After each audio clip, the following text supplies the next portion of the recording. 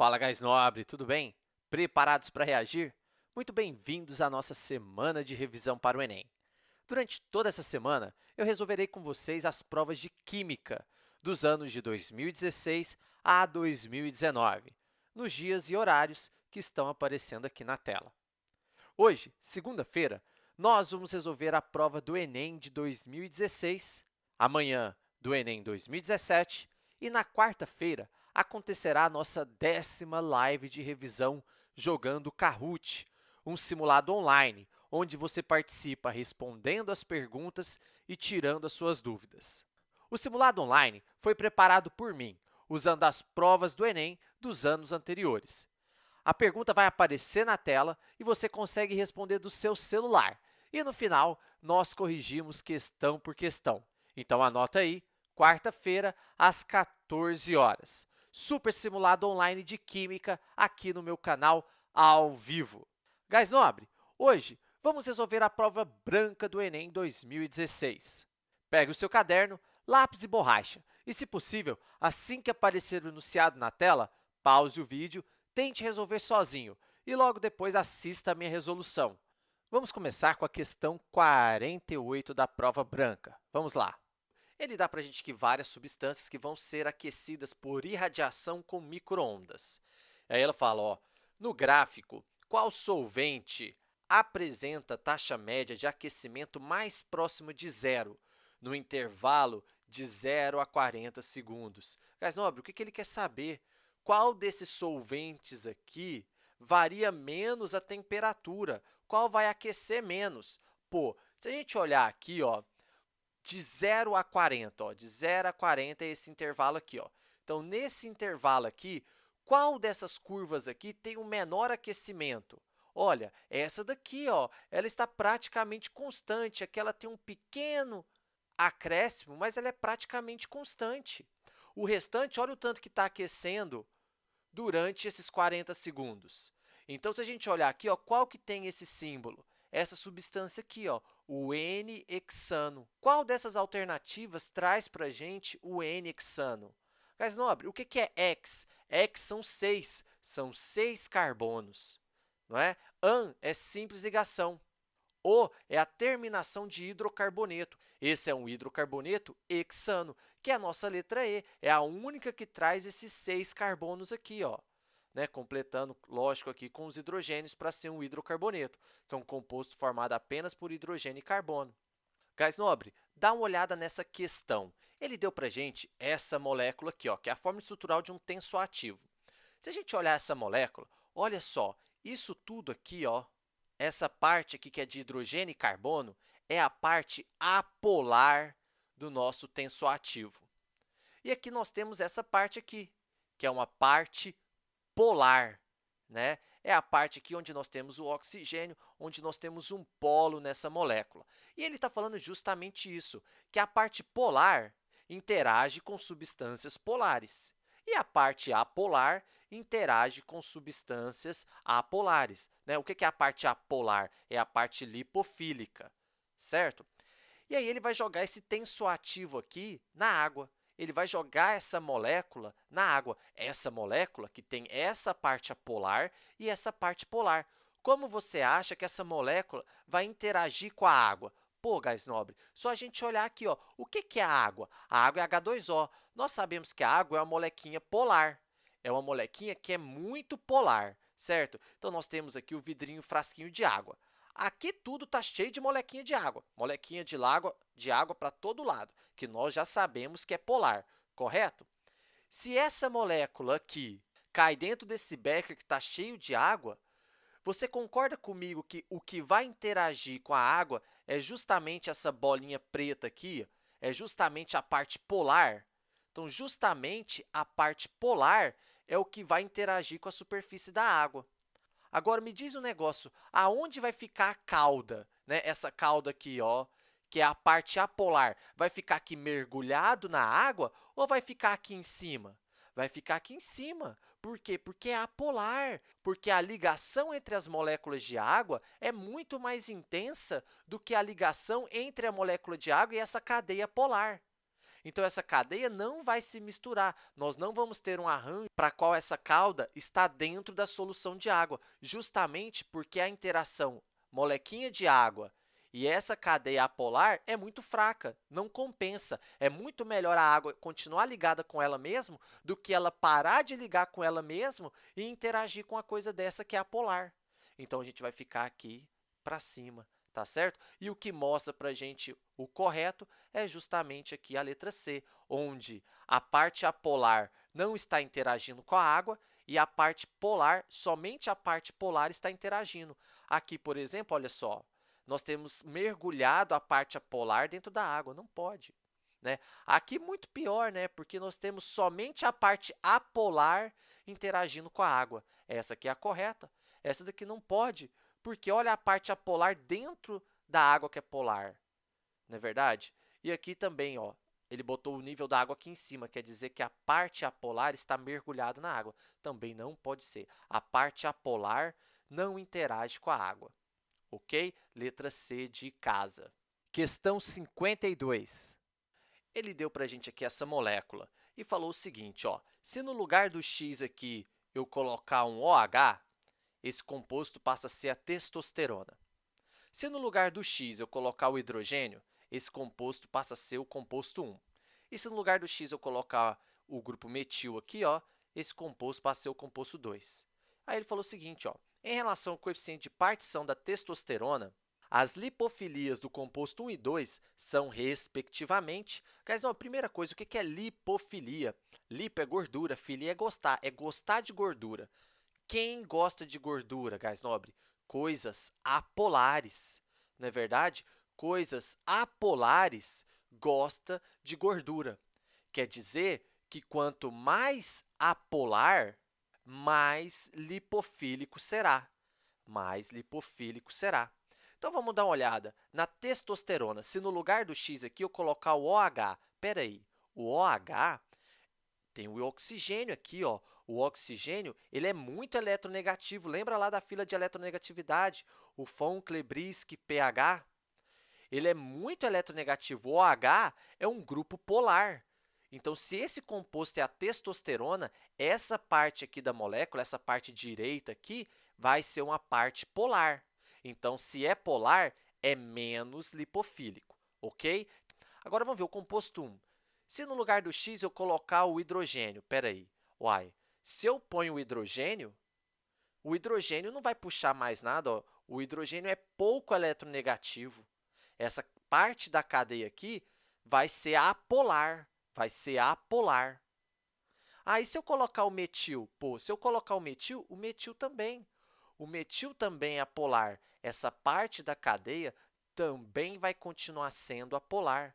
Quer dizer que o composto 1 e o composto 2 têm essa parte direita aqui da cadeia apolar, enquanto a testosterona deixa essa parte do composto aqui polar, porque tem um OH.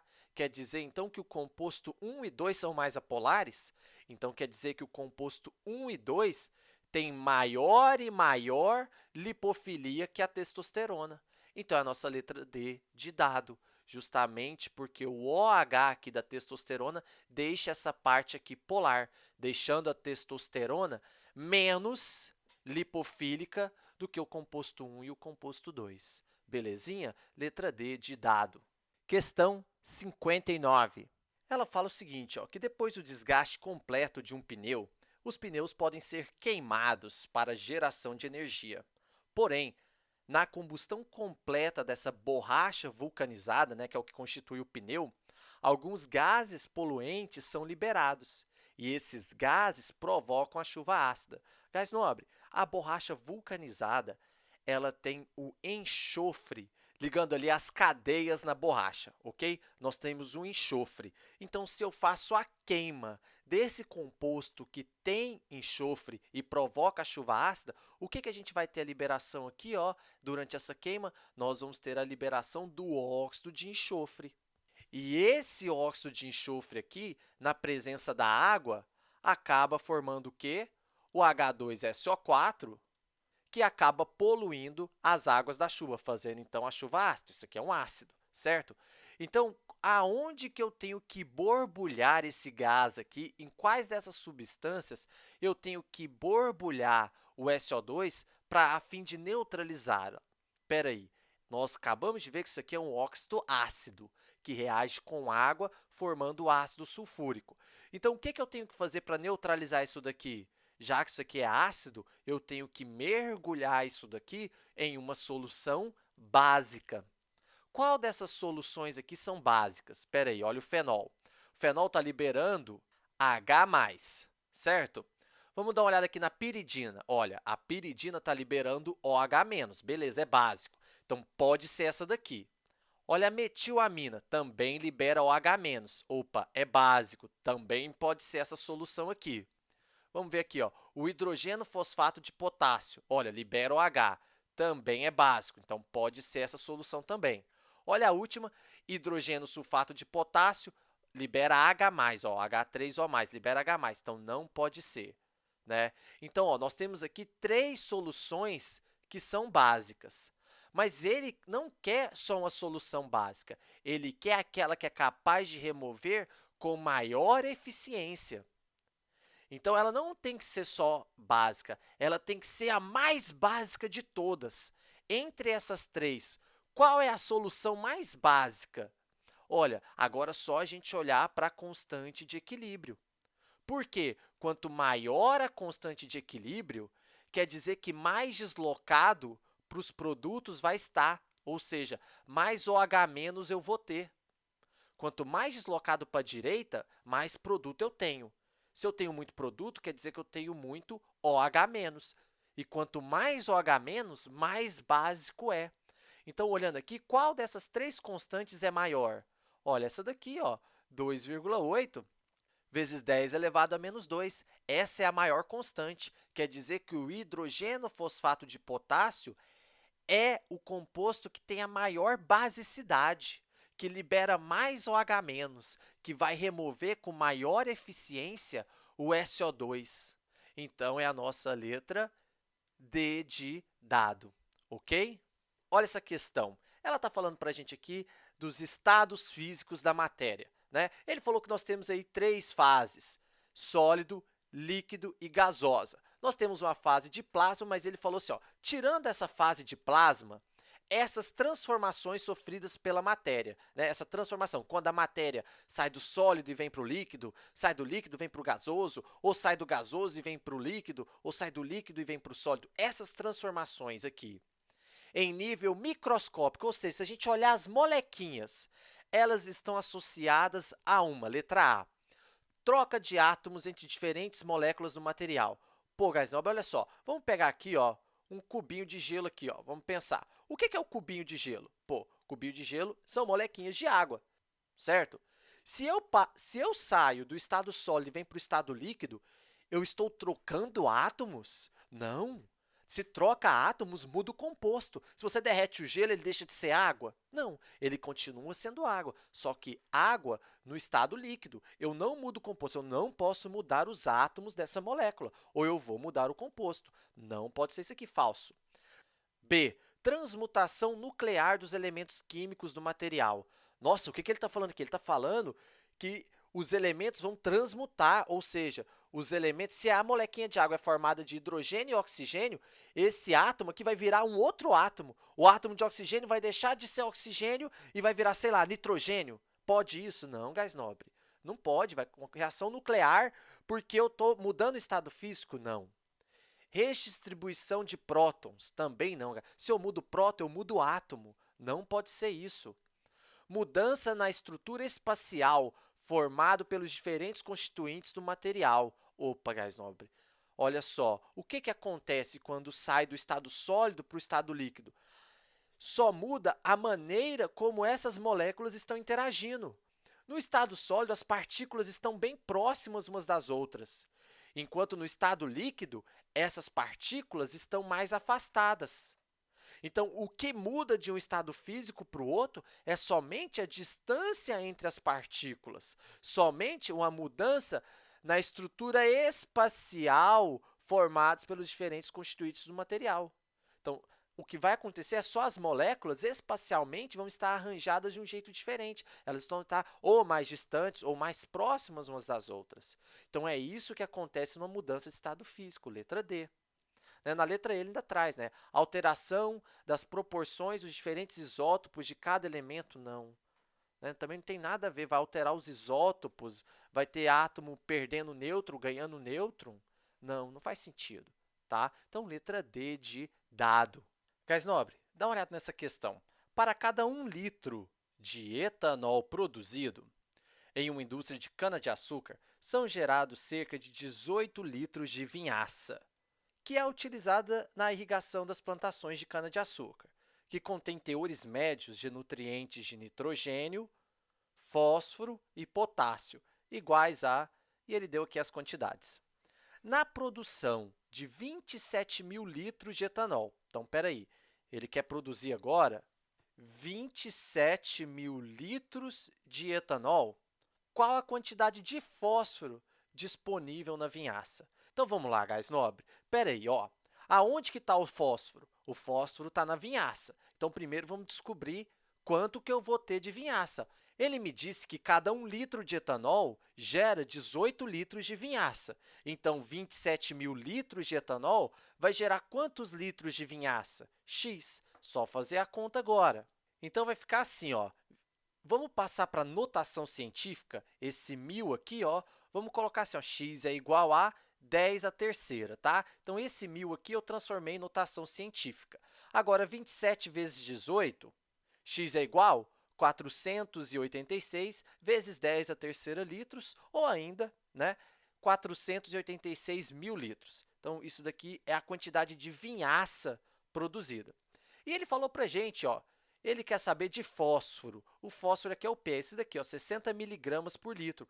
Cada 1 litro de vinhaça contém 60 miligramas de fósforo. E quantos litros de vinhaça foram produzidos aqui, gás nobre? Opa, ó, 486 vezes 10 à terceira, correto? Isso vai ser quanto de fósforo? Y. Então, só resolver de novo. Ó, y é igual a… Vamos multiplicar 60 vezes 486. Dá quanto? Dá 29.160 vezes 10 à terceira miligramas. Aqui está em miligramas. A minha resposta também vai ser em miligramas. Gás nobre, com isso daqui eu já consigo responder. Por quê? Ele quer a resposta, ele não quer em miligramas, ele quer a resposta em quilos. Mas, olha, aproximadamente 29, não é? Porque a única alternativa que tem 29 é a alternativa B. Então, já consigo marcar ali 29, aproximadamente 29 quilos. Mas vamos fazer aqui a transformação, vamos passar de miligrama para quilo. Olha só, gás nobre, mili significa 10 a menos 3. Não é verdade? Então, isso daqui, ó, essa letrinha milha aqui, ó, é 10 a menos 3. Então, se eu tenho 10 a menos 3 e 10 a terceira, ó, a gente corta o 10 a menos 3. Isso dá 29.160 gramas. Para passar para quilo, divide por 1.000 de novo, que vai dar 29,160, dividindo por 1.000, quilogramas, que é aproximadamente 29 quilos, tá? Letra B de Bosque. Questão 65. Ele está falando o seguinte, ele tem um gerador de vapor aqui e todos os dias, o vapor gerado para essa sauna, uma pessoa vai ali e coloca algumas folhas de capim-cidreira e algumas folhas de eucalipto. E, quando há a passagem desse vapor aqui, ele aromatiza a sauna, ele extrai o aroma dessas folhas, correto? Então, vamos lá, ó. Qual processo de separação é responsável pela aromatização promovida? Mas não, filtração. O que é filtrar? Filtrar é quando a gente tem um líquido, uma solução de líquido e sólido, ou de um gás e de um sólido, e a gente passa isso por um filtro. Está havendo alguma passagem pelo filtro aqui? Não. Letra B, destilação simples. A destilação simples geralmente é utilizada para misturas homogêneas entre sólido e líquido. Então, tem que aquecer essa mistura que vai separar uma das fases. Não é isso que está acontecendo. Eu não estou aquecendo todo o sistema aqui, tá ok? Falso. Letra C, extração por arraste. Gás nobre, extração. O vapor quente passa ali e extrai do capim, extrai do eucalipto o aroma. Então, à medida que o vapor vai passando, vai extraindo esse aroma. E aí ele pôs o nome chique, extração por arraste. Então, essa letra C é a melhor até agora. Sublimação fracionada, passagem do estado sólido direto para o gasoso, ou do gasoso direto para o sólido, né? Mas fracionada acontece por etapas, primeiro vai um, depois vai outro. Também não faz sentido, o vapor vai passar e vai retirar o aroma dos dois ao mesmo tempo. Né? Ao entrar em contato com o capim, vai tirar, vai entrar em contato com o eucalipto, vai tirar. Não vai, vai tirar primeiro todo o eucalipto, depois vai tirar todo o capim-cidreira, não. Né? Também não é uma boa alternativa. Letra E, decantação sólido-líquido. Também não faz sentido, né, gás nobre? Nós temos sólido e nós temos o vapor. Falso. Então, a melhor alternativa é a nossa letra C, de casa. Questão 69. O carvão ativado é um material que possui elevado teor de carbono, sendo muito utilizado para a remoção de compostos orgânicos voláteis do meio, como o benzeno. Para a remoção desses compostos, utiliza-se a adsorção, fenômeno que ocorre por meio de interações do tipo intermoleculares entre a superfície do carvão e do benzeno. No caso apresentado, entre o adsorvente e a substância adsorvida, ocorre a formação de gás nobre. Então, ele está falando o seguinte, que esse carvão ativado vai interagir com as molequinhas do benzeno. E que tipo de ligação ocorre entre eles? Que tipo de interação? São interações intermoleculares. Quais são as interações intermoleculares? Elas podem ser dipolo-dipolo, pode ser ligação de hidrogênio e pode ser dipolo induzido. Nesse caso aqui, se isso aqui é composto majoritariamente por carbono, isso daqui é apolar. E o benzeno, nós sabemos que o benzeno também é apolar. Espera aí, gás nobre, que tipo de interação ocorre entre cadeias apolares? A interação do tipo dipolo induzido, que é a nossa letra D de dado. Questão 71. Ele deu para a gente aqui essa reação orgânica e ele já mostrou para a gente como funciona. Ele falou o seguinte, ó, eu tenho um grupo aqui alquila, né, uma cadeinha de carbonos, ligado a um halogênio, e aí essa reação acontece do seguinte jeito. O nucleófilo ataca essa molécula, fica no lugar do halogênio e o halogênio vaza. Ele mostrou para a gente como essa reação ocorre. Aí ele falou o seguinte, ó, a reação de substituição nucleofílica entre o metóxido de sódio, que é o nucleófilo, ó, ele falou, nucleófilo é esse caboquinho aqui, ó, o metóxido de sódio. Então, uma reação entre o CH3O- e o brometo de metila. Quem que é o brometo de metila, gás nobre? Metila é um carboninho só, ó, metil. Brometo é o bromo, então é isso daqui, ó. Então, uma reação entre o brometo de metila e o metóxido de sódio fornece um composto orgânico pertencente à função. Então, qual que é o produto dessa reação, pessoal? Ele mostrou, ó, esse daqui não é o nucleófilo que ele falou para a gente? O nucleófilo ataca a molécula, entra no lugar do bromo e o bromo, que é o halogênio, vaza. Então, o bromo vai vazar e vai sobrar quem? O metil ligado ao nucleófilo, que é o quê? Que é o OCH3. Não é verdade? É esse negativo aqui que faz o ataque. Então, a ligação vai se dar no oxigênio. Que função que é essa daqui, ó, que tem o oxigênio entre os carbonos? É a função éter, letra A. Certo? Não tem segredo, gás nobre. Ele deu para a gente uma reação, bastava a gente seguir o exemplo dado. Tá ok? Então, função éter, letra A. Questão 72. Ele deu aqui dois textos, né, explicando aí o que são as biocélulas combustíveis. E aí, aqui no segundo texto, ele deu para a gente duas reações e os potenciais dessas reações. Ele falou que essas duas semi-reações aqui acontecem nessas biocélulas de acetato. Então, vamos ver qual que é a equação global, né, porque nós temos aqui as semi-reações de redução. Para a gente saber a diferença de potencial, né, nós precisamos da reação global. Mas espera aí, gás nobre, nós sabemos que na eletrólise ou nas pilhas ou baterias são reações de oxirredução. O que são reações de oxirredução? É reação onde alguém oxida, dá elétrons, e reação onde alguém reduz, recebe elétrons, correto? Nesse caso aqui, qual dessas reações aqui vai oxidar, vai dar elétron? Qual delas vai reduzir, receber elétron? Pô, as duas reações são de redução, então a gente tem que olhar para o potencial. Por quê? Porque o maior potencial faz aquilo que ele quer, obrigando o outro a fazer o contrário. Então, qual que é o maior potencial dos dois? O de baixo, o do oxigênio. Vai continuar fazendo o que ela quer, que é reduzir. Então, essa aqui vai continuar, ó, O2 mais 4H+, mais 4 elétrons, dando 2 águas, correto? Então, mantém o potencial, 0,8.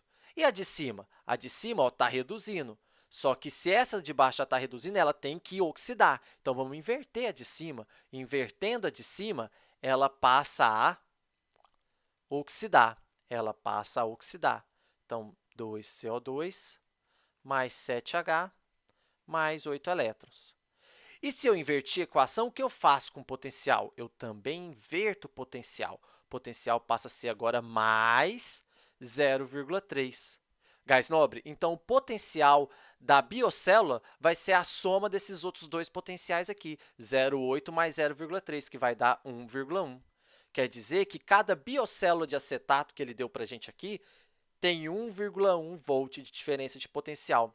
Só que ele quer saber qual o número mínimo de biocélulas para ter 4,4. Pô, guys, se cada uma tem 1,1 e nós sabemos que quando a gente coloca em série, a gente soma esses potenciais, quantas que a gente tem que colocar em série para ter no mínimo 4,4?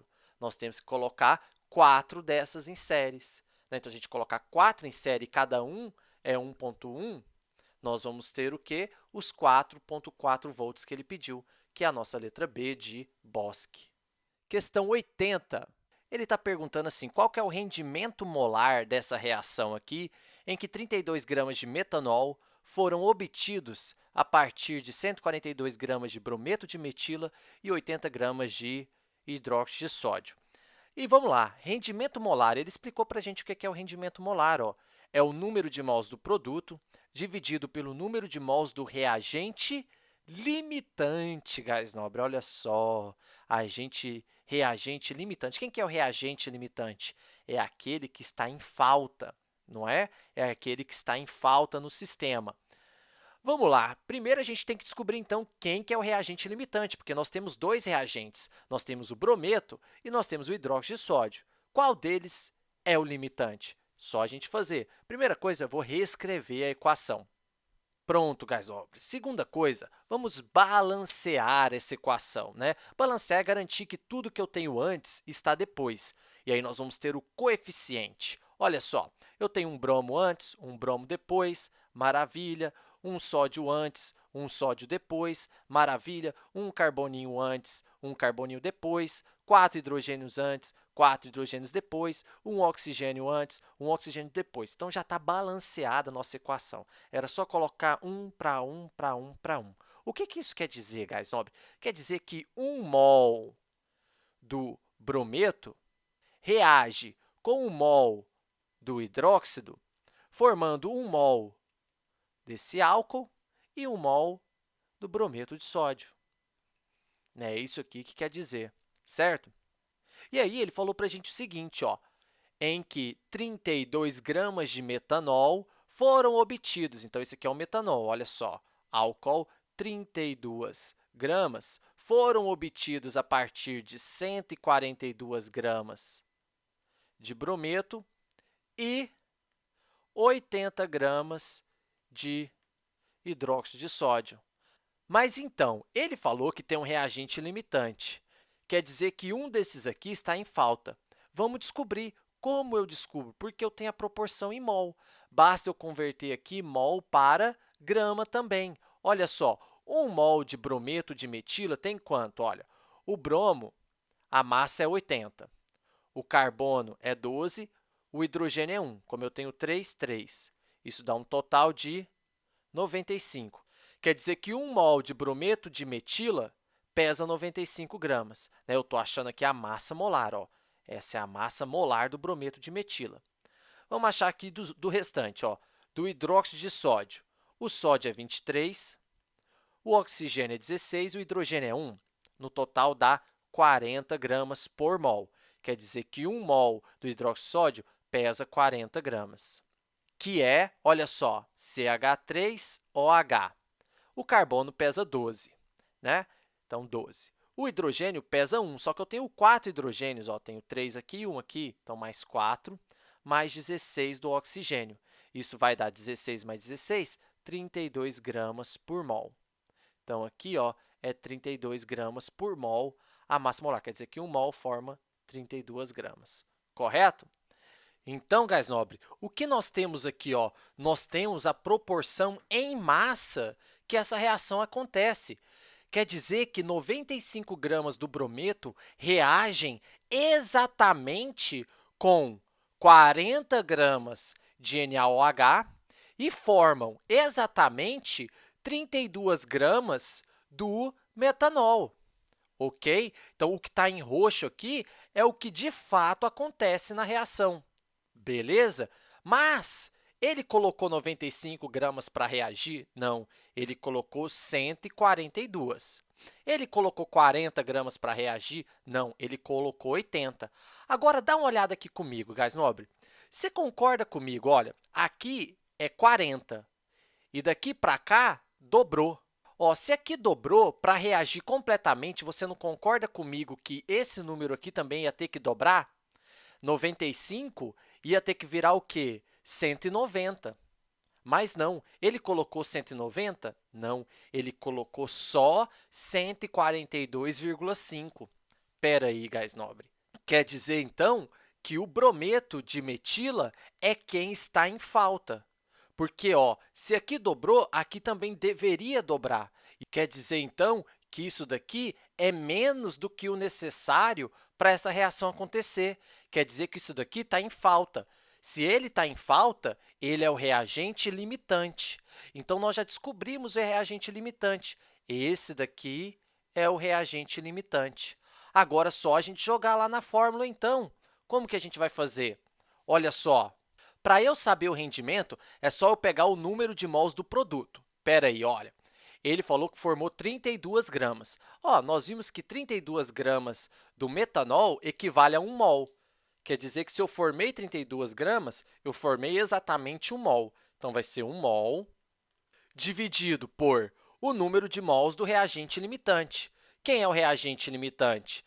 É o brometo de metila, mas eu tenho aqui a massa. Então, vamos transformar a massa para mol. Olha, essa daqui é a massa molar do brometo de metila. Quer dizer que 1 mol de brometo de metila pesa 95 gramas. E 142,5 gramas serão quantos mols? Serão x, ok? Agora, é só fazer essa regra de 3. Multiplica cruzado, dá 95x, que é igual a 142,5. Passa o 95 dividindo, x é igual a 142,5 dividido por 95, que vai dar 1,5. Tá, ok? Então, isso equivale a 1 mol e meio. Então, 1 dividido por 1,5 mol vezes 100. Ok? Ó, mol com mol eu corto. Quanto que é 1 dividido por 1,5? É 0,66. Vezes 100 dá 66, né? 66,66666%, tá? Que dá aproximadamente aqui, ó, a nossa letra D, 67%, ok? Questão 84. Em meados de 2003, mais de 20 pessoas morreram no Brasil após terem ingerido uma suspensão de sulfato de bário, utilizada como contraste em exames radiológicos. Sulfato de bário é um sólido pouquíssimo solúvel em água, que não se dissolve mesmo na presença de ácidos. As mortes ocorreram porque um laboratório farmacêutico forneceu o produto contaminado com carbonato de bário, que é solúvel em meio ácido. Um simples teste para verificar a existência de íons bários solúveis poderiam ter evitado a tragédia. Esse teste consiste em tratar a amostra com solução aquosa de ácido clorídrico e, após filtrar para separar os compostos insolúveis de bário, adiciona-se uma solução aquosa de ácido sulfúrico sob o filtrado e observa-se por 30 minutos. A presença de íons bários solúveis na amostra é indicado pela... Gás nobre é o seguinte, o problema é o sulfato de bário, ele é insolúvel, correto? Ele falou para a gente. E o carbonato de bário, ele já é solúvel. Então, se eu pegar esse carbonato de bário aqui e tratar ele com a solução aquosa de ácido clorídrico, como ele é solúvel, ele vai reagir com esse ácido e vai ter a formação do cloreto de bário. Vai ter a formação do cloreto de bário. Tá ok? Uma vez que produziu aqui o cloreto de bário, que já é solúvel, né? Uma vez que produziu o cloreto de bário, que é solúvel, ele vai tratar esse cloreto de bário com ácido sulfúrico de novo. E aí, essa reação, gás nobre, ó, vai reagir o cloreto de bário com ácido sulfúrico, vai produzir novamente quem? O sulfato de bário, que é insolúvel. Então, eu vou conseguir identificar os íons bários solúveis na amostra pela precipitação de um sólido branco, que é justamente a formação do sulfato de bário quando eu tratei essa amostra com ácido sulfúrico. Ok? Belezinha? Então, é a letra C de casa. Questão 85. Ele está falando aqui dos ferormônios e mostrou para a gente o bombicol, que foi o primeiro ferormônio isolado de um inseto, ok? Deu para a gente também outros ferormônios aqui nessa tabela. E pergunta, considerando essas estruturas químicas, o tipo de estereoisomeria apresentado pelo bombicol é também apresentado pelo ferormônio utilizado no controle do inseto? Então, vamos ver, guys. Olha a molequinha do bombicol. Que tipo de isomeria que a gente tem aqui? Pô, olha, eu tenho uma dupla ligação, então eu tenho uma isomeria que é cis-trans, não é verdade? Cis-trans. Eu poderia estar olhando também para a isomeria óptica, procurar um carbono que tem 4 ligantes diferentes, mas nenhum desses carboninhos aqui tem 4 ligantes diferentes. Então, vamos nos ater aqui pela isomeria cis-trans, tá ok? Pela presença da dupla ligação. Vamos olhar essa cadeia aqui. Tem uma dupla ligação entre carbono? Só tem essa aqui com oxigênio. Não caracteriza uma isomeria cis-trans, então não pode ser o que trata esse inseto aqui. Olha o segundo, também não tem dupla ligação na cadeia carbônica, também não pode ser. Vamos dar uma olhada nessa daqui, gás nobre. Olha só, nós temos sim uma dupla ligação aqui na cadeia carbônica. Porém, uma das condições para ser isomeria cis-trans é que esses radicais aqui sejam diferentes um do outro. Então, esse radical R1 tem que ser diferente desse radical R2. Esse radical R3 tem que ser diferente desse radical R4. E se você olhar aqui, ó, esse radical é igual a esse, eu tenho metil nas duas pontas, então também não pode ser cis-trans, tá? Mesma coisa aqui embaixo, ó, eu tenho hidrogênio e hidrogênio, também não pode ser cis-trans. Aqui não tem nem dupla, também não pode ser, e chegou aqui na última, onde nós temos, ó, dupla ligação por toda a cadeia. Então, nesse caso aqui, nós podemos ter, ó, cis-trans, cis-trans, cis-trans, que é o mesmo tipo de isomeria que a gente encontra no bombicol. Então, é esse inseto aqui, ó, que eu não vou me atrever a falar, somente o absoluta, né? Letra E de égua. Questão 87, ele está falando um pouquinho aqui do benzeno e da produção do benzeno. E ele deu para a gente aqui duas reações e ele quer saber o valor da variação de entalpia desse processo aqui de cima. Pô, gás nobre, lei de Hess. Nós podemos aplicar a lei de Hess aqui, ó.